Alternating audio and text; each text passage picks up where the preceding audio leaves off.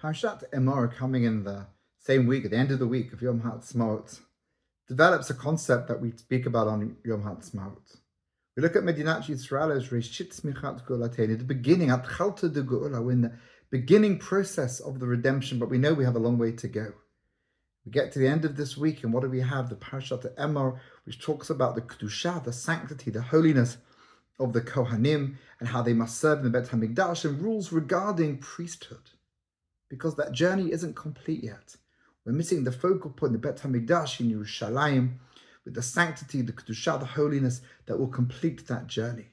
But as the prophets talk about the nations of the world grabbing onto us, wanting us to take them to the mountain of Hashem and teach them the world of Torah, the word of Hashem. What are those rules? Emor ala Kohanim b'nei Aharon. One of those psukim that begs the question, why is there repetition? We know that b'nei Aharon are Kohanim. We know the Kohanim are the b'nei Aharon, the sons of Aaron. So what is that double expression? What is it referring to? Another question. The rabbis tell us that the Kohanim are shluchei dinan. They are our emissaries. I am not a Kohen. I can't serve in the Bet HaMikdash. The Kohen can do it for me. But that's a little bit strange because there's a principle. If I send someone to do a task for me, that messenger, that shaliach, can only do what I can do, but I'm not a Kohen.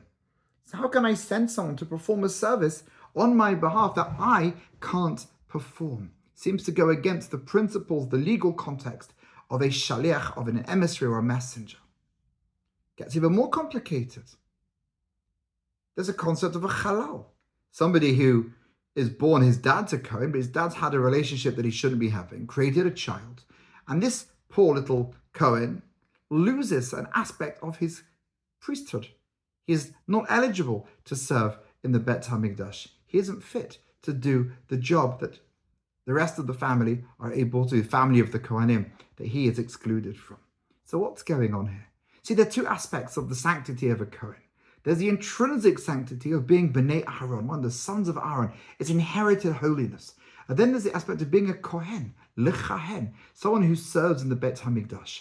This Kohen, whose father had an inappropriate relationship, forbidden relationship, and therefore he lost an aspect of his potential to serve. Yes, he cannot serve. He has intrinsic holiness. And therefore, if he were to barge his way into the Bet HaMikdash and offer up a sacrifice, it's not right to do it, but if he does, post facto, the sacrifice is accepted because there's an aspect of holiness that never gets taken away, although he's ineligible to express the second aspect, which is the active service in the Bet HaMikdash, in the temple.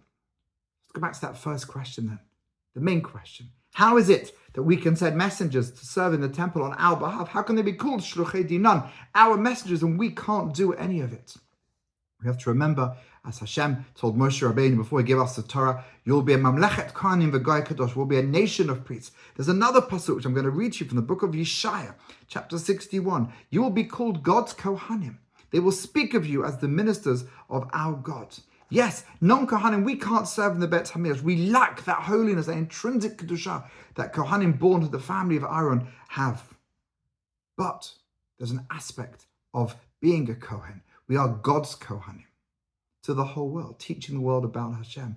And in that way, we can send actual Kohanim to serve in the Bet HaMikdash on behalf of all of us.